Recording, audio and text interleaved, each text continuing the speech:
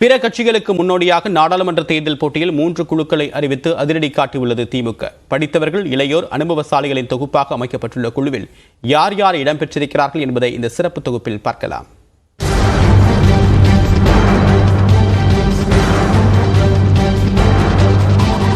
விரைவில் நாடாளுமன்ற தேர்தல் அறிவிக்கப்படலாம் என எதிர்பார்ப்பு எழுந்துள்ள நிலையில் திமுகவின் தேர்தல் பணி சூடுபிடித்திருக்கிறது.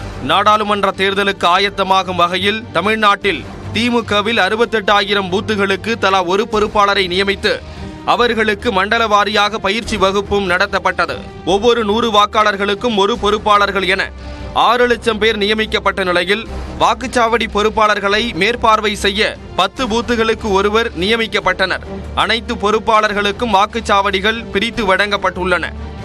திமுகவின் பிரதான எதிர்க்கட்சியான அதிமுக இன்னும் தேர்தல் பணிகளையே தொடங்காமல் இருக்க, மத்தியில் ஆட்சியில் உள்ள பாஜக ஊடக விவாதங்களில் மட்டும் அதிக கவனம் செலுத்திக் கொண்டிருப்பதாக கூறப்படுகிறது.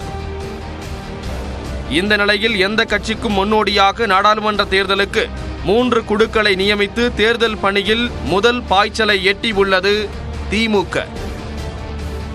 அதன்படி அமைச்சர் KN நேரு தலைமையில் தேர்தல் பணிகளை ஒருங்கிணைக்கவும் மேற்பார்வையிடவும் மற்ற கட்சிகளை முந்திக் கொண்டு குழு அமைத்து முதலமைச்சரும் திமுக தலைவருமான MK ஸ்டாலின் உத்தரவிட்டுள்ளார்.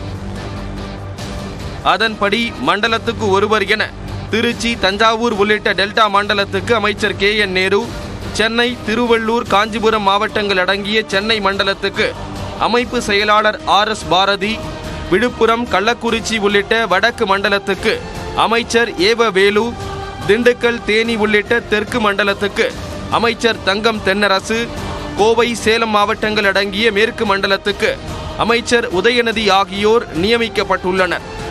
இதேபோன்று கனிமொழி MP தலைமையில் தேர்தல் அறிக்கை தயாரிப்பு குழு அமைக்கப்பட்டுள்ளது. அதில் கட்சியின் செய்தி தொடர்பாளர் TKS இளங்கோவனுடன் விவசாய அணி செயலாளர் AKS விஜயன் உள்ளிட்டோர் இடம்பெற்றுள்ளனர். அமைச்சர்கள் பழனிவேல் தியாகராஜன், உலக முதலீட்டாளர் மாநாட்டில் மாஸ் காட்டிய TRB ராஜா ஆகியோரும் இடம் பிடித்துள்ளனர். திமுக கொறடா கோபி செடியன், நாமக்கல்லைச் சேர்ந்த இளம் மாவட்ட செயலாளர் KRN ராஜேஷ்குமார் MP, மாணவர் அணி செயலாளர் எழிலரசன், அயலக அணி செயலாளர் MM அப்துல்லா ஆகியோருக்கும் வாய்ப்பளிக்கப்பட்டுள்ளது. சட்டமன்ற உறுப்பினர் எழிலன் நாகநாதன், சென்னை மேயர் பிரியா ஆகியோருக்கும் முதல் முறை வாய்ப்பளிக்கப்பட்டுள்ள நிலையில் இளைஞர்கள் மற்றும் கல்வியாளர்கள் நிரம்பிய குழுவாக அமைந்துள்ளது. ஒரு கட்சிக்கு அதன் தேர்தல் கூட்டணியை உறுதிப்படுத்துவதே மிக பலமான ஒன்றாக பார்க்கப்படும். அதனை சாத்தியப்படுத்தும் வகையில் திமுகவின் முக்கிய தூண்களில் ஒருவராக பார்க்கப்படும் TR பாலு தலைமையில் 7 பேர் கொண்ட குழு அமைக்கப்பட்டுள்ளது. அமைச்சர்கள் KN நேரு, I பெரியசாமி, பொன்முடி மற்றும் MRK பன்னீர்செல்வம் ஆகியோருடன் நாடாளுமன்ற உறுப்பினர்கள் ராசா மற்றும் திருச்சி சிவா ஆகியோர் இடம் பிடித்துள்ளனர். இளைஞர்கள், அனுபவமிக்கவர்கள் என பலரையும் தேர்ந்தெடுத்து குழு அமைத்துள்ளதாக கூறுகிறார் திமுக மூத்த தலைவர் TKS இளங்கோவன்.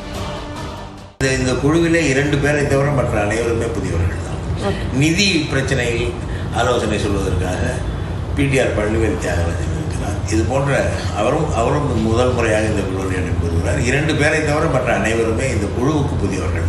தேர்தல் வந்துவிட்டால் திமுகவின் பலம் யானை பலம் என்று MGR கூறுவது போல திமுக தேர்தல் பணியை தொடங்கிவிட்டதாக ஊடகவியலாளர்கள் தெரிவிக்கின்றனர். இக்குழுவினர் விரைவில் தங்கள் பணிகளை தொடங்குவார்கள் என்று எதிர்பார்க்கப்படுகிறது.